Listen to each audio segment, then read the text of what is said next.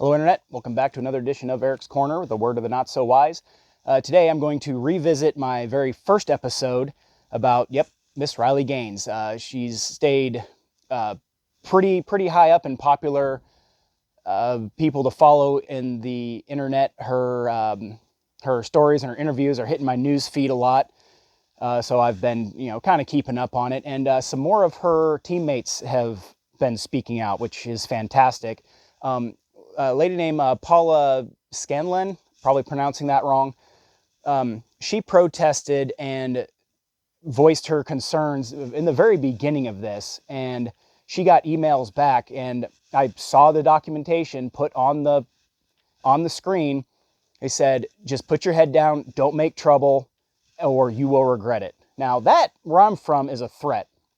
Maybe not a physically harmful threat, but you're threatening her position, her academics, all this stuff is being threatened by that, by what was said.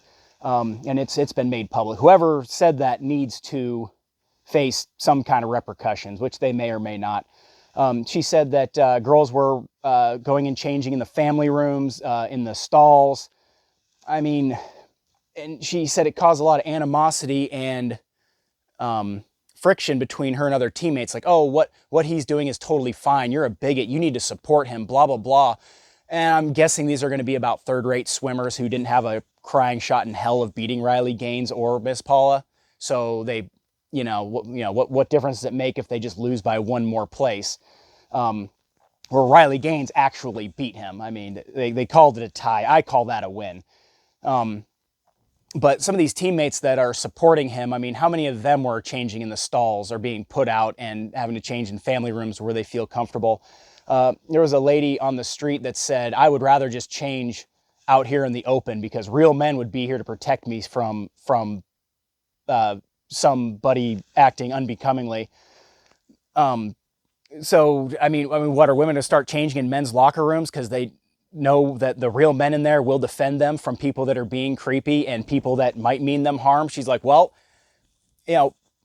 I don't think so, because I will take my chances in the men's locker room versus whatever freak show is going on in the women's locker room of men trying to force their way in there and saying they have a right to be there, where they don't have real men there to protect them. This whole toxic masculinity thing.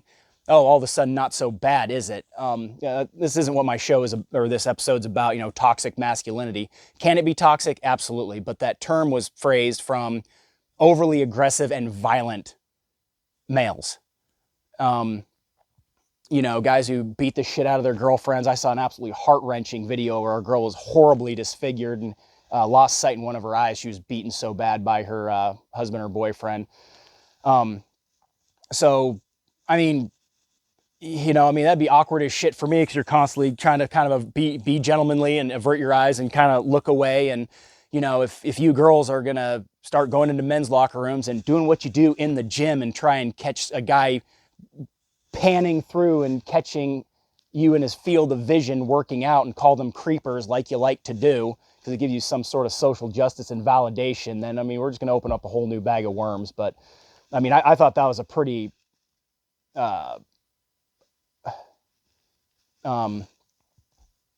discerning opinion that this lady had. I'll just change out here in the open because it's going to be more comfortable than actually going into the space that's reserved for me. So, Paula, stick to your guns. This is hopefully going to yield the result that we're hoping for. I want this to be over with. There's absolutely no reason I should be sitting here talking about this yet again. And this is probably the 5th episode on this general topic that I've gone into. I want to throw out advice about how to do well financially. I want to teach you how to rebuild an engine. I want to show you cool videos of out fishing or fun topics. This constant turmoil that these toxic ass people are causing.